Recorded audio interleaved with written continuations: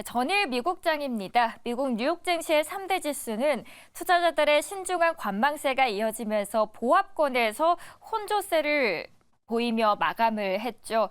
전일 다우지수는 0.22%, S&P 500도 0.06% 빠지면서 하락했고요. 나스닥만 홀로 0.31% 올라왔습니다.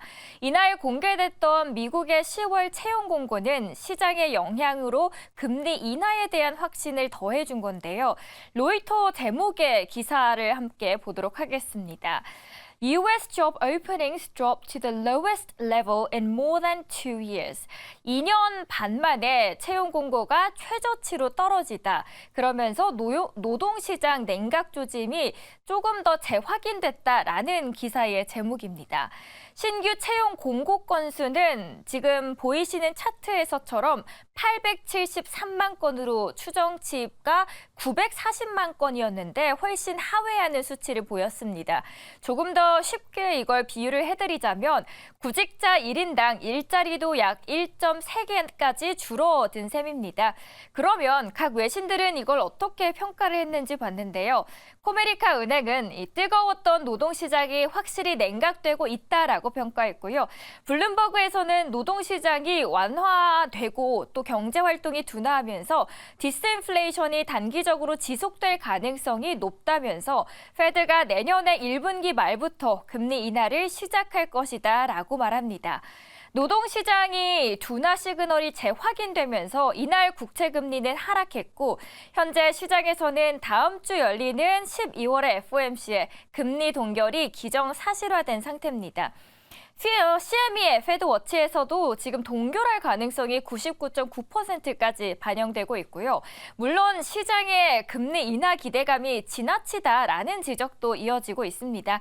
앞서서 골드만삭스가 금융시장에 반영된 내년의 인하 전망이 과도하게 책정됐다라고 말한 데 이어서 이번에 블랙록에서도 역시 인하 폭에 대한 시장의 낙관론이 지나치다고 경고했다는 점까지 함께 참고해 주시면 좋겠습니다. 자, 첫 번째 소식이었고요. 두 번째 소식 함께 넘어가 보도록 하겠습니다. 어제 무디스에서 저희가 중국에 대한 전망을 하향 조정했다라는 소식 전해드렸는데 그때 당시에 중국이 바로 아니야, 우리 굉장히 튼튼해 라고 반박을 했다라고 전해드렸죠. 마찬가지로 지금 왼쪽에 보이시는 기사를 보시면요.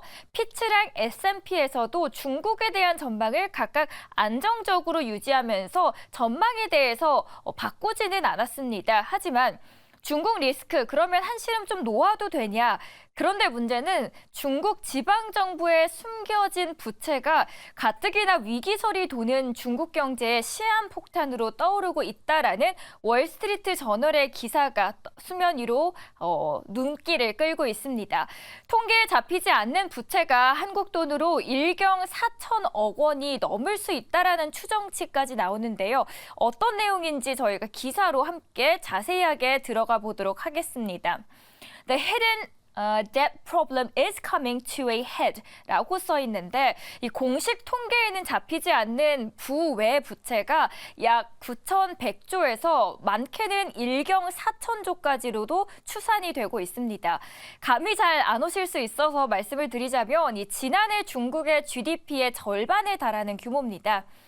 월스트리트 저널은 이걸 경제학자들의 말을 인용해서 숨겨진 부채 가운데 약 525조에서 약 1,000조 원 규모의 채권이 채무 불이행 위험에 처했다라고 말하고 있고요. 중국 경제는 올해 리오프닝에도 막대한 부채와 부동산의 침체, 미국과의 갈등 등으로 더딘 회복세를 계속 보여왔죠.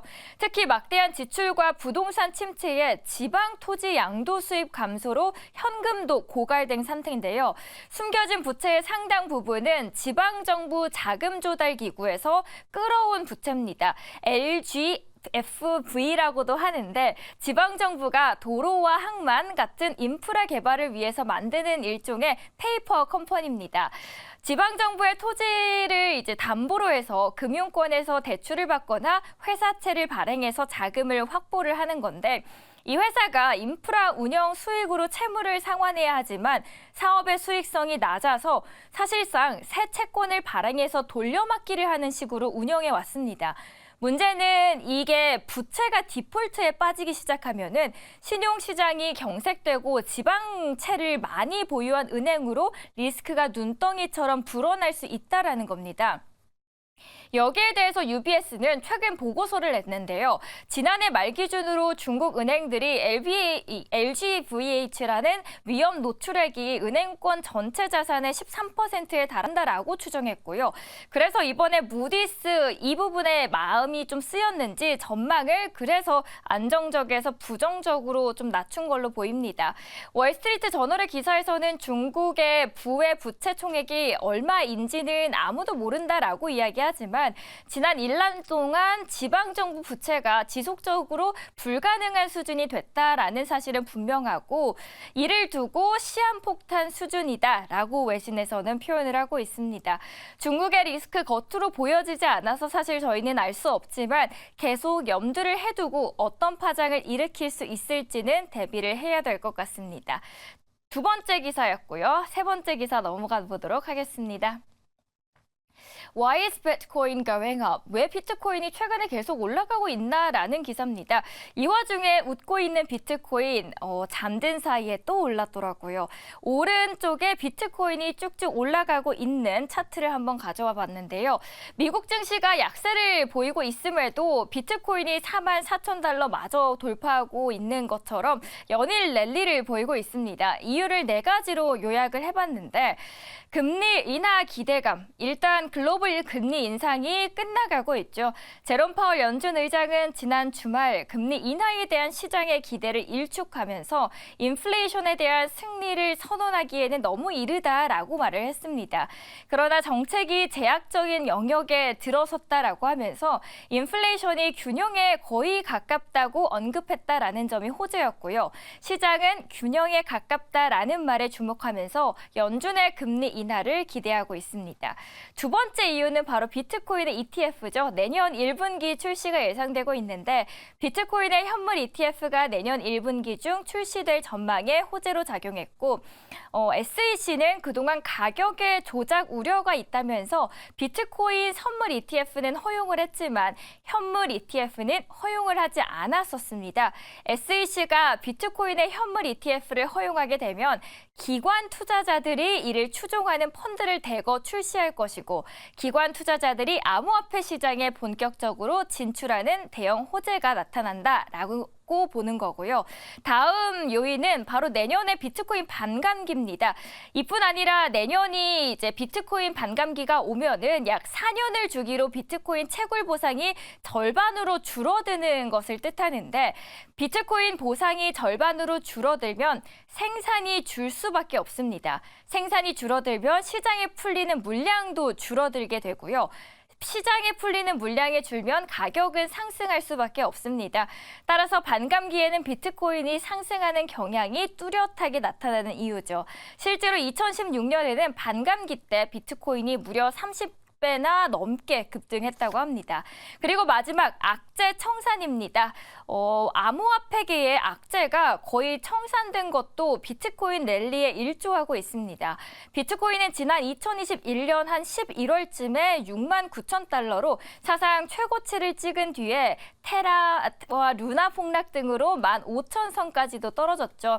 그런데 FTX 파산 사태를 일으킨 뱅크먼 프리드가 110년형을 선고받음으로써 이 사태가 거의 마무리됐는데요.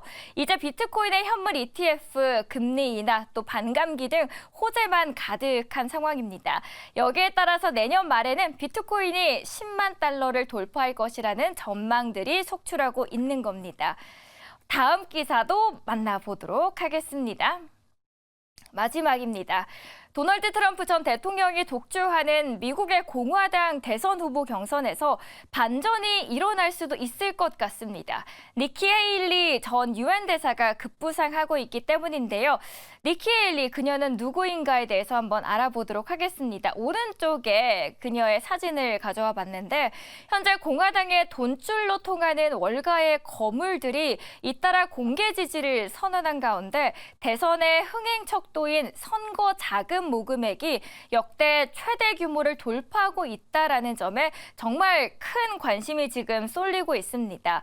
오른쪽에 CNBC 기사를 보시면 The Wall Street opens the wallets. 지갑을 열고 있다라고 표현을 했는데 트럼프에 대한해 월가 거물들이 지갑을 열고 있는 겁니다. 헤일리는 이날 뉴욕의 월가 거물들이 참석한 대선 자금 모금 행사에서 50만 달러, 그러니까 한국 돈으로는 약 6억 6천만 원의 모금액을 모으게 됐습니다. 헤일리가 대선에 출마를 공식화한 지난 2월 이후 가장 큰 모금액이고요. 그래서 이 외신에서는 거액의 자금 모집에 성공한 것은 대선 캠프가 얼마나 강력한지를 보여주고 있고 내년 대선의 풍향계로 불리는 아이오와 코커스로 시작해서 뉴햄피셔 그리고 프라이머리 사우스캐롤라이나 프라이머리에서 트럼프와 경쟁할 수 있는 유리한 고지를 점할 수 있다라고까지 평가를 하고 있습니다. 행사에 참석자 명단인 125분이 있었고요. 여기에서 JP모건 체이스 CEO, 델파이 캐피털 CEO까지 월가의 대기업 거물급 인사들이 포함되어 있었습니다. JP모건 CEO는 이 공화당 대선 주자로 트럼프보다도 더 좋은 대안이 될 수 있다라고 하면서 헤일리를 공개 지지했고 공화당의 큰손인 억만장자 기업인 찰스 코크에 이어서 헤지펀드의 전설로 불리는 드러켄밀러까지도 지지 의사를 밝혔습니다. 월가 거물들 사이에서 헤일리가 이 스포트라이트를 받고 있는 이유는 친유대주의 성향이 크게 작용했다라는 평가가 나오기 때문인데 유대인 비하 발언을 계속해서 반복을 해왔던 트럼프와 달리 헤일리는 팔레스타인 무장정파 하마스와 전쟁 중인 이스라엘을 전폭적으로 지지하는 발언을 하면서 월가에 환심을 샀습니다. 헤일리는 이번에 대선의 최대의 쟁점 중 하나인 낙태 문제에 대해서도 공화당 후보 중 가장 전향적입니다. 이 양극화된 문제에 대해서 헤일리의 합리적인 측면이 중도층의 호감을 사면서도 공화당의 패배를 뒤집고 있다라는 평가가 나오고 있습니다. 과연 대선에 또 어떤 변화를 일으킬지 계속해서 지켜보시면 좋겠습니다. 네, 이렇게 외신 스케치 4가지로 정리해드렸습니다.